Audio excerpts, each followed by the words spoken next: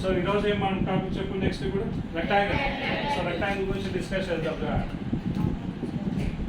First part ఏం చెప్పొచ్చు మనం, rectangle opposite sides are equal. మన ప్రాపర్టీస్ మళ్ళీ తర్వాత ఒకరోజు చెప్తాం మళ్ళీ నేను. సో ఇది ఎంత ఏమవుతుంది మనకు, లెంత్ అవుతుంది. ఇది ఏమవుతుందన్నా బ్రెడ్త్. అలాగే మనకి ఎన్ని మెజర్మెంట్స్ ఉంటాయి మనకు, మొత్తానికి 2 లెంత్స్ ఉంటాయి, 2 బ్రెడ్త్స్ ఉంటాయి. అప్పుడు ఇది కూడా ఏమవుతుంది చెప్పండి, లెంత్. ఇది ఏమవుతుంది మనకు బ్రెడ్త్. అంటే ఇక్కడ ఏం చెప్పొచ్చు, ఆపోజిట్ సైడ్స్ ఆర్ ఈక్వల్ అంతేనా. సో రెక్టాంగిల్ కూడా మనకి ఎన్ని మెజర్మెంట్స్ కావాలా, ఉండే ఏవి, లెంత్, బ్రెడ్త్. సో ఇప్పుడు ఏరియా ఆఫ్ మనం ఏరియా ఆఫ్ రెక్టాంగిల్ కనుక్కోవాలంటే అప్పుడు ఏం చేయాలి, ఫార్ములా చూడండి ఒకసారి. ఏరియా ఆఫ్ ద రెక్టాంగిల్ చేయాలంటే ఏం చేయాలి అప్పుడు మనం, L ఇంటూ బి. ప్రూఫ్స్తో మనం చెప్తా చిన్న జస్ట్ ఫార్ములా మాత్రం ఒకసారి రివైజ్ చేసేసుకుందాం. సో లెంత్ ఇంటూ బ్రెడ్త్, ఇది దేనికి సంబంధించిన formula, A equals to L into B అయితే. అంటే ఏరియా కనుక్కోవాల్సి వచ్చినాం. ఒకవేళ సపోజ్ దీని నుండి మనకు L కనుక్కోవాల్సి వచ్చింది అనుకోండి, ఏ ఫార్ములా, లెంత్ కనుక్కోవాల్సి వచ్చింది అనుకోండి, అప్పుడు ఏమొస్తుంది మనకు ఫార్ములా అంటే ఏరియా బై ఏమొస్తుంది మనకు బ్రెడ్త్. అవునా, అంటే ఈ బ్రెడ్త్ ఏదైతే ఉందో మనకు అది ఇచ్చే ట్రాన్స్ఫర్ చేసినప్పుడు ఏమొస్తుంది మనకు, ఏరియా బై బ్రెడ్త్. దేనికి ఈక్వల్ అవుతుంది మనకు, అది L వాల్యూ అవుతుంది. So next breadth value equals to ఏమొస్తుంది మనకు, ఏరియా బై లెంత్. అవునా, అర్థమవుతుందా చెప్పిందన్నా, అవుతుందా. సో మనకు ఏరియా బట్టి మనకి ఎన్ని ఫార్ములాస్ ఫామ్ అవుతాయి మనకి, ఇక్కడ లెంత్ వస్తుంది, బ్రెడ్త్ వస్తుంది. స్టాప్ చేసి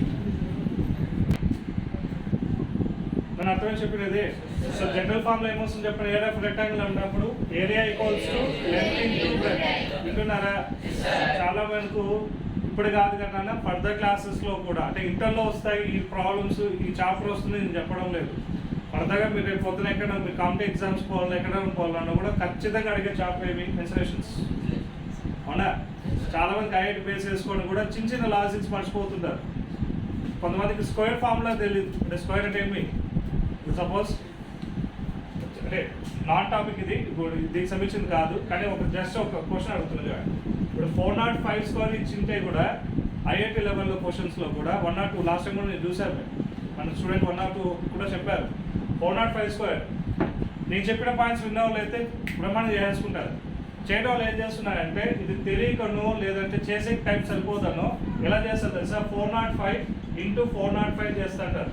ఇది చేయడానికి టైం సరిపోదు. ఇది చెప్పండి, 3 డిజిట్స్ని ఎంత చేయాలి, 3 డిజిట్స్తో ఇంటూ చేయాలి, టైం పడుతుందా లేదా. అంటే మొత్తం ఎన్ని స్టెప్స్ వస్తాయి మనకు, 4 స్టెప్స్ వస్తాయి.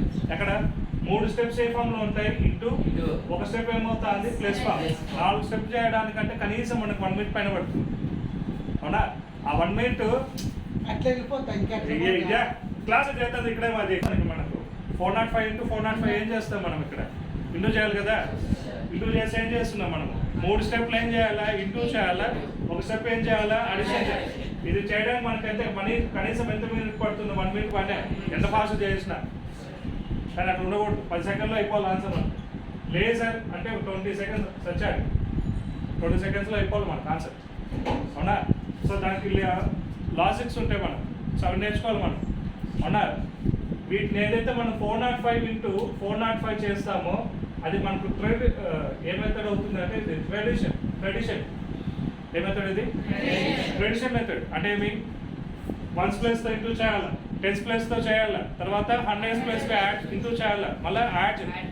మన మ్యాథ్స్లో ఇప్పుడు కూడా ఏ మెథడ్ అప్లై చేయకూడదు, మనం లాజికల్గా ఆలోచించాలా. ఆ లాజికల్ ఎక్కడ తెలుస్తుంది అంటే మనకు రీజన్స్ తెలియాలి. సో అందుకే మ్యాథ్స్లో మీరు మెయిన్ నేర్చుకోవాల్సింది ఏమి, రీజన్స్తో లెక్కలు చేయాలి. అర్థమవుతుందో చెప్పినదే. సో దానికోసం మీరు చెప్తున్నా చూడండి, ఏరియా ఫర్ రెక్టాంగిల్ ఫార్మ్ ఏమొస్తుంది మనకు, లెంత్ ఇంటూ బ్రెడ్త్. అవునా, so area equals to L into B. Area అన్నప్పుడు మనకు డిఫైన్ చేస్తాను ఏమని, L ఇంటూ బి. ఒకవేళ లెంత్ కనుక్కోవాల్సి వచ్చింది అనుకోండి, అప్పుడు ఎలా చేస్తాం ఫార్ములా మనకు, ఏరియా బై. ఒకవేళ బ్రెడ్త్ కనుక్కోవాల్సి వచ్చింది అనుకోండి, వీటిని యాక్సిలరీ ఫార్ములాస్ అంటాం. ఏ ఫార్ములాస్ అవుతాయి, యాక్సిలరీ. ఏదైతే మెయిన్ ఫార్ములా ఉంటుందో, ఏరియా కనుక్కోవాలంటే L ఇంటూ బి, కానీ L కనుక్కోవాలంటే ఇది మెయిన్ ఫార్ములా కాదు వచ్చిన, మెయిన్ ఫార్ములా ఉన్న right side value. So right side ఒక వాల్యూ మనకి ఏమవుతుంది, మనకు కనుక్కోవాలన్నప్పుడు ఏం చేయాలి, అక్కడ ఏ లెంత్ కాకుండా మనం ఏం చేయాలి, ఏరియాని బ్రెడ్త్కి మనం కనుక్కోవాలి, రిలేషన్ బేస్ వేసుకోవాలి. అర్థమవుతుందా? దేనికి రిలేషన్ కనుక్కోవాలి ఇక్కడ, ఏరియాకి బ్రెత్కి ఏం చేయాలా, రిలేషన్ ఫామ్ చేయాలంటే అప్పుడు మనకు వాల్యూ వాళ్ళు ఏమవుతుంది మనకు ఏరియా బై బ్రెత్. అర్థమవుతుందా? సో వీటిని ఏమైనా ఫార్ములాస్ అని పిలుస్తామంటే ఆక్సిలరీ ఫార్ములాస్. ఒక చిన్న example, volume of a cuboid formula ఏమొస్తుంది మనకు LBH. Volume of a cuboid formula ఏమొస్తుంది ఎల్బిహెచ్. అంటే వాల్యూమ్ డిఫైన్ చేయాలంటే మనకి ఏమొస్తుంది length into breadth into height అని చెప్తాం.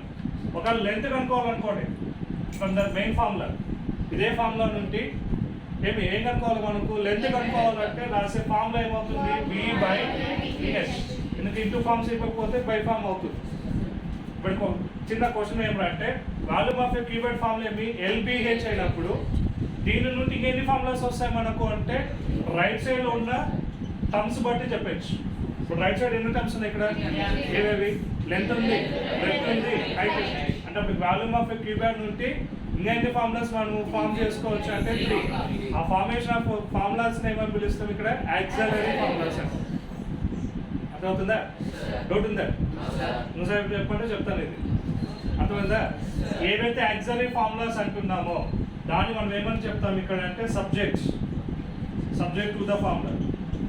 ఏమవుతుంది చిన్న, subject to the formula. What is the meaning of subject? Telugu, Hindi, English, Hindi, maths అవే కాదు. ఏం సబ్జెక్ట్ అంటే ఏవైతే మనకు తెలియని సబ్జెక్ట్ని, తెలియని విషయాన్ని, ఇన్ఫర్మేషన్ మనం కనుక్కుంటామో తెలుసుకుంటామో దాన్ని ఏమని పిలుస్తాం subject. Knowing of annoying things or annoying information is called as subject. తెలుగులో ఉన్న మన పాఠాలు తెలియదు కాబట్టి తెలుసుకుంటున్నాం ఎవరి నుండి, టీచర్ నుండి. కాబట్టి అప్పుడు ఏమవుతుంది సబ్జెక్ట్. తెలుసా కంప్యూటర్గా సబ్జెక్ట్ అవుతుందా కాదు? అవుతుంది. ఎందుకు? ఒక డ్యాన్స్ క్లాస్ కూడా సబ్జెక్ట్ అవుతుంది. ఎందుకు? డ్యాన్స్ రాదు కాబట్టి నేర్చుకుంటున్నాం. అవునా? కరెక్ట్ రాదు, సో అది కూడా ఏమవుతుంది మనకు సబ్జెక్ట్. సెల్ ఫోన్ వాడే కాదు సబ్జెక్ట్. అర్థమవుతుందా? వంట చేసేది కూడా మనకి ఏమవుతుంది సబ్జెక్ట్. అంతేగాని తెలుగు అయితే తెలుగు, హిందీ అయితే హిందీ మార్కులు వచ్చేది కాదు. సబ్జెక్ట్ అంటే మీనింగ్ ఏమి, knowing of annoying things is college లేదా అన్నోయింగ్ ఇన్ఫర్మేషన్ ఇస్ కాలేజ్ ఏమవుతుంది సబ్జెక్ట్. ఇక్కడ మనకి ఏరియా అనేది ఏమవుతుంది తెలీదు, కనుక్కోండి అంటున్నాడు కాబట్టి ఏమవుతుంది ఇక్కడ ఏరియా అనేది సబ్జెక్ట్. దాని ఫార్ములా ఏమొస్తుంది ఎల్ ఇంటూ. ఇక ఎల్ వాల్యూ తెలియదు అంటున్నాము, అప్పుడు మనకి ఏమేమి వాల్యూస్ తెలుసు, ఏరియా. ఏదైతే తెలియదు అంటున్నామో అదేమవుతుంది ఇక్కడ సబ్జెక్ట్. ఇక్కడ లెంత్ అనేది ఏమవుతుంది సబ్జెక్ట్. దేనికి సబ్జెక్ట్ అవుతుంది లెంత్ అనేది? ఫార్ములా. ఆల్రెడీ మెయిన్ ఫార్ములా తెలుసుంటాయి మనం. Main formula area equals to L into B. Main formula తెలుసు కాబట్టి from the exact means main formula నుండి మనం ఏం అనుకుంటున్నాము ఎల్ కనుక్కోవాలంటే అప్పుడే మనం ఏం ఫార్మ్ చేస్తాం ఇక్కడ మనము ఆక్సిలరీ ఫార్ములాస్ అని చెప్పాము. అర్థమవుతుందా? ఏ ఫార్ములాస్ వస్తుందా మనం ఆక్సిలరీ ఫార్ములాస్ అన్నప్పుడు ఏమవుతుందంటే ఏదైతే కనుక్కోవాలో దాన్ని ఏమవుతుంది మనకు ఇక్కడ మేకింగ్ యాజ్ ఏంగా ఫామ్ చేస్తున్నాం మనం సబ్జెక్ట్ టు ద ఫార్ములా. ఇది ఒక ఫార్ములా వస్తుందా లేదా? దేని నుండి వస్తుంది? మెయిన్ ఫార్ములా నుండి. ఇప్పుడు ఇది ఒక ఫార్ములా వస్తుంది, దేని నుండి వస్తుంది? ఇది మెయిన్ ఫార్ములా నుండి. అంటే ఇక్కడ మనకు బి అనేది ఏమవుతా అంటే సబ్జెక్ట్ అయితే ఇక్కడ ఎల్ అనేది ఏమవుతుంది సబ్జెక్ట్. అప్పుడు ఇవన్నీ ఏమవుతాయి మనకు నోయింగ్ థింగ్స్. అన్నోన్ థింగ్ ఏమి, ఏదైతే లెఫ్ట్ సైడ్ వస్తుందో దాన్ని మనం ఏం పిలుస్తాము అన్నోన్. ఏదైతే రైట్ సైడ్ ఉంటుందో అది నోయింగ్. రెండు కలిపితేనే సబ్జెక్ట్. అంతేనా? అంతేగాని మన స్కూళ్ళలో ఎక్కడ నేర్చుకున్నప్పుడు Telugu subject, Hindi subject, English subject కాదు. సబ్జెక్ట్ అంటే మీనింగ్ ఏమి, నోయింగ్ ఆఫ్ అన్నోన్ థింగ్స్ కావచ్చు, ఇన్ఫర్మేషన్ కావచ్చు. తెలియని విషయం తెలుసుకునేదని ఇన్ఫర్మేషన్ అంటాం. తెలియని వస్తువులు ఆపరేట్ చేసే కానీ వాడేది కానీ తెలియాలంటే మనకి ఏం చెప్తాం అని అన్నోన్ థింగ్స్ అంటాం. అంతేనా? అర్థం చిన్న చెప్పినది డౌట్ ఉందా? నోట్ చేసుకుంటారా? ఇప్పుడు ఏరియా ఆఫ్ రెక్టాంగిల్ ఫార్ములా ఏమి మనకు వచ్చేది ఎల్ ఇంటూ బి. అదే మనము లెంత్ కనుక్కోవాల్సి వచ్చింది అనుకోండి అప్పుడు ఏమొస్తుంది formula area by breadth. Breadth కనుక్కోవాల్సి వచ్చింది అనుకోండి అప్పుడు ఏమొస్తుంది ఏరియా బై లెంత్. అంతేనా?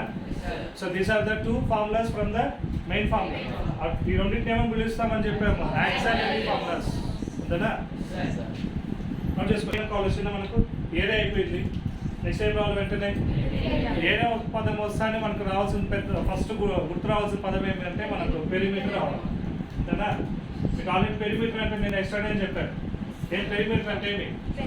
పెరి అంటే మీనికి ఏమి పెద్ద, మీటర్ అంటే ఏమి మెజర్మెంట్ ఆఫ్ ద ఆబ్జెక్ట్ ఏదైనా కావచ్చు. సో ఇప్పుడు దీన్ని తీసేస్తాం దీన్ని కూడా.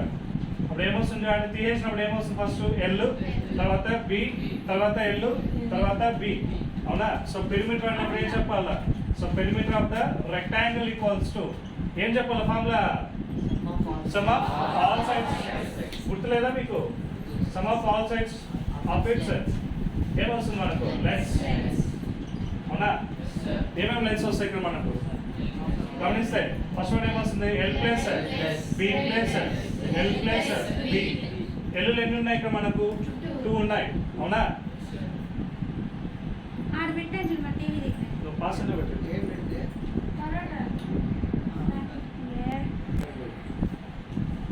సార్ చూసారా? పాస్ పెట్టి ఒకసారి.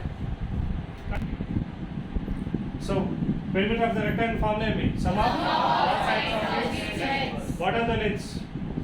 లెన్స్ అంటే ఇక్కడ మనం సార్ బ్రెత్ ఉంది కదా సార్, ఇక్కడ లెంత్ వస్తుంది అనొచ్చు. లెంత్ అంటే మీనింగ్ ఏమి? పొడవు. అవునా? ఒకటి ఎక్కువ ఉంటే పొడవు అంటాం, ఒకటి తక్కువ ఉంటే వెడల్పు అంటాం. మీన్స్ బ్రెత్ అవుతుంది అంతేనా? కానీ ఇది రెండు ఏమవుతాయి మనకు? మెజర్మెంట్ ఆఫ్ ద ఏమవుతుంది? వైర్ కావచ్చు, సైడ్ కావచ్చు అంతేనా? కాబట్టి అప్పుడు దీని బ్రెత్ అనొచ్చు, దీని బ్రెత్ అనొచ్చు, లేదా దీని లెంత్ అనొచ్చు, దాని లెంత్. బట్ అక్కడ రెండింటికి ఏమవుతుంది? అక్కడ మనకు కంపారిజన్ ఉంది. ఒకటి పొడుగుగా ఉంటుంది, ఒకటి పొట్టిగా ఉంటుంది. ఆల్టర్నేట్ పెట్టుకోవాలి కాబట్టి ఇప్పుడు చూడండి, మనిషికి 2 హ్యాండ్స్ ఉన్నాయి. 2 ఒకే హ్యాండ్స్ అంటున్నామా? ఏమంటున్నాము? ఒకటి రైట్ హ్యాండ్ అంటున్నాం, ఇంకోటి పొజిషన్ బట్టి మనం హ్యాండ్స్ మార్చేసినప్పుడు ఇక్కడ సైడ్స్ మెజర్మెంట్స్ బట్టి కూడా వాటి యొక్క పేర్లు ఏమైపోతున్నాయి? ఒకటి లెంత్ అవుతుంది, ఇంకోటి బ్రెత్. అర్థమైందా? డౌట్ ఉందా? సో ఇప్పుడు sum of all sides of its length formula అంటే అన్ని సైడ్స్ ఏం చేయాలి? ఇప్పుడు మనము యాడ్ చేయాలి. ఫస్ట్ సైడ్ ఏమొస్తుంది? ఎల్, సెకండ్ సైడ్ మళ్ళీ third side L, fourth side B. అప్పుడు ఏమొస్తుంది మనకి? ఎన్ని ఎల్లు ఉన్నాయి ఇక్కడ మనకు? మొత్తం 2 ఉన్నాయి. ఎల్ ప్లస్ ఎల్ ఏమొస్తుంది? 2L plus B plus B ఎన్ని వస్తాయి మనకు? 2B. రెండిట్లో కామన్ ఏమొస్తుంది మనకు? సో 2 కామన్ తీసేసాయి. అప్పుడు ఏమొస్తుంది మనకు? L plus B. So what is the perimeter of a rectangle అన్నప్పుడు ఏం చెప్తాము? 2 into అర్థమైందా? నోట్ చేసుకోండి. మనం వినేసాం last. Perimeter of a rectangle formula ఏమని చెప్పాము మనము? 2 into L plus B. దీన్ని మనము ఈక్వేషన్ ఫార్ములా రాసుకోవాలంటే ఎలా రాస్తాము? P equals to 2 into L plus B. ఈక్వేషనే కదా ఇది? కదా ఈక్వేషనే. ఎందుకు చెప్పండి ఈక్వేషన్ అంటున్నాము? LHS ఉంది, RHS. ఈక్వేషన్ ఫార్మ్ అవుతుంది మనకి. బట్ ఈక్వేషన్ లో మనకి ఏ ఫార్మ్స్ వస్తున్నాయి ఇక్కడ అంటే? వేరియబుల్స్ ఫార్మ్స్ ఉన్నాయి. తెలియకపోతే ఇప్పుడు P వాల్యూ తెలియదు కాబట్టి వేరియబుల్ అంటున్నాము. L వాల్యూ తెలియకపోతే వేరియబుల్ ఫార్మ్, బ్రెత్ వాల్యూ తెలియకపోయినా వేరియబుల్ ఫార్మ్ అంతేనా? సో ఈక్వేషన్ ఫార్మ్ ఇది. సో ఇక్కడ మనకు P కనుక్కోవాలంటే ఏమొస్తుంది మనకు? 2 into L plus B అయితే ఇప్పుడు దీని నుండి యాక్సిలరీ ఫార్ములాస్ వస్తాయి రావాలి.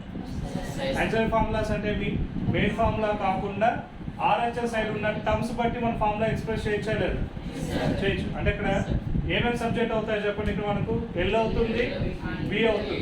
రెండు కూడా ఏమవుతుంది మనకి ఇక్కడ సబ్జెక్ట్ గా చేయొచ్చు అంతేనా? Because suppose making L as subject to the formula. అప్పుడు ఏమొస్తుంది? ఈ మల్టిప్లికేషన్ టు ఇవ్వక ట్రాన్స్ఫర్ చేస్తే ఏమొస్తుంది మనకు? ఇక్కడ బై ఫార్మ్ వస్తుందా? సో అప్పుడు ఏమొస్తుంది? p/2 మైనస్ బి ప్లస్ 1 ఇవ్వక వస్తే ఏమవుతుంది మనకు? మైనస్. సో ఫైనల్ గా ఏమొస్తుంది మనకు? L equals to p/2 minus ఒక మీకు అర్థం అవుతుంది ఒకసారి మళ్ళీ చెప్తున్నా. P equals to 2 into L plus B వచ్చిన 2 ఇవ్వక పంపిస్తే ఏమవుతుంది? p/2 equals to L plus B. మనం ఏం కనుక్కోవాలి? L కనుక్కోవాలి కాబట్టి అప్పుడు B అనేది ఏమవుతుంది? ట్రాన్స్ఫర్ చేయాలి. ఇప్పుడు ప్లస్ 1 ట్రాన్స్ఫర్ చేస్తే ఏమొస్తుంది మనకు? మైనస్. L equals to ఏమొస్తుంది? p/2 minus B. ఇది మనకి ఏమవుతుంది మనకు? LS ఏమవుతుంది? సబ్జెక్ట్ అవునా? ఇప్పుడు నెక్స్ట్ ఇదే ఫార్ములా కండిషన్ ఉంటే మనం ఏం కనుక్కోవాలా? B కనుక్కోవాలనుకోండి. అప్పుడు ఏమొస్తుంది చెప్పండి? Formula b/2. ఈ రెండు షిఫ్ట్ అవుతాయి. ఏవేవి? లెంత్ ఏమవుతాయి మనకు? షిఫ్ట్ అవుతాయి. ప్లస్ కాస్త ఏమో మైనస్ కాస్త ఏమవుతుంది? ప్లస్ లో కన్వర్ట్ అవుతుంది. ప్లస్ లో ఉన్న వాల్యూ ఏమో మైనస్. అప్పుడు ఏమొస్తుంది? p/2 మైనస్ అంటే వచ్చిన డౌట్ ఉందా? So perimeter of the rectangle formula ఏమి? 2 into L plus B అయితే then auxiliary formulas of the original formula ఏమవుతుంది మనకు? అంటే ఎన్ని టర్మ్స్ వస్తాయి మనకు? 2 టర్మ్స్ వస్తాయి. ఏవేవి? L కానీ బి కానీ వస్తాయి. సో ఏలో ఒక ఫార్ములా ఏమవుతుందంటే పి బై టీ మైనస్ అవునా, అండ్ ప్రతి వాళ్ళు అయితే ఏమవుతుంది మనకు పి బై టూ మైనస్ ఈ కండిషన్స్ తెలిస్తే పెరిమీటర్స్ ఇచ్చేసి లెంత్ కానీ బ్రెత్ కానీ కనుక్కోవాలంటే విత్ ఇన్ సెకండ్స్ లో అయిపోవచ్చు మనకు. సపోజ్ అర్థమైంది అనేది. ఇప్పుడు ఒక క్వశ్చన్ ఎట్లా ఇస్తారంటే కొంచెం రఫ్ గా చూద్దాం ఒకసారి. మీకు ఒక ఫిగర్ లో ఏ ఫామ్ ఇచ్చాడు మనకి ఇక్కడ రెక్టాంగిల్ ఇచ్చాడు. ఇప్పుడు దీని ఒక పెరిమీటర్ ఫామ్ లో వచ్చి 72 ఉంది. ఎంత ఉంది మనకు 72 ఉంది అవునా. సపోజ్ లెంత్ వాల్యూ వచ్చి 12 ఇచ్చాడు అనుకోండి. ఎంత 12. మనం ఏం కనుక్కోవాలి ఇక్కడ, మనము ప్రతి వాళ్ళు కనుక్కోండి అంటాడు. అప్పుడు ఏం చేయాలా, ఉదయాలా అప్పుడు ఏం చేయాలి, వెంటనే దీన్ని ఏం చేయాలా, హాఫ్ చేసేసేయాలి. అప్పుడు ఏమొస్తుంది మనకు 36 అంతేనా. ఎంత వస్తుంది మనకు 36 లో ఎంత తీసేసేయాలా 12 అంటే ఒక సపోజ్ ఇది మనం ప్రతి వాళ్ళు కన్సిడర్ చేద్దాం. సో ప్రతి వాళ్ళు ఎంత ఉంది మనకు 12. సో 12 తీసేసాను అప్పుడు ఏమొస్తుంది మనకు అవునా. అప్పుడు లెంత్ వాళ్ళు ఏమవుతారు మనకి ఇక్కడ 24 అంతేనా. అర్థమవుతుందా. దానికి అంతేగాని ఫామ్లో వేసుకుంటా వర్కింగ్ చేసుకుంటూ కూర్చున్న పని లేదు. సో పెరిమీటర్ ఇచ్చినట్టు వెంటనే ఏం చేయాలా, ఆఫ్ చేసేసేయాలా. ఏదైతే మెజర్మెంట్ లెంత్ అయితే లెంత్, బ్రెత్ అయితే బ్రెత్ అవునా. ఇక్కడ ఇందాక ఏం రాసా అంటే ఎల్లు రాసేసా కదా. మనకు లెంత్ ఎప్పుడు కూడా ఫస్ట్ కేసే తీసుకోవాలి. ఏమని ఎల్లీస్ బ్రెత్ ఫామ్ తీసుకోవాలి కాబట్టి నేను బ్రెత్ తీసేసుకున్నా ఇక్కడ మళ్ళీ. సరేనా, అర్థమొచ్చిందా. ఇదే వాల్యూ మనం ఒకవేళ సపోజ్ ఇక మీకు పెరిమీటర్ వచ్చి 36 ఇచ్చాడు అనుకోండి. ఎంత చెప్పండి 36 ఇచ్చాడు. అర్థమవుతుందా. బ్రెత్ వాల్యూ 8 ఇచ్చాడు. అప్పుడు లెంత్ వాల్యూ ఎంత అవుతుంది 10 అయినా. ఎందుకు 36 ఏం చేయాలి, హాఫ్ చేసి ఎంత వస్తుంది మనకు 18. బ్రెత్ వాల్యూ తెలుసు మనకు ఆల్రెడీ. 8 తీసేసాడు. నోట్ లెక్క అంతేనా. డౌట్ ఉందా.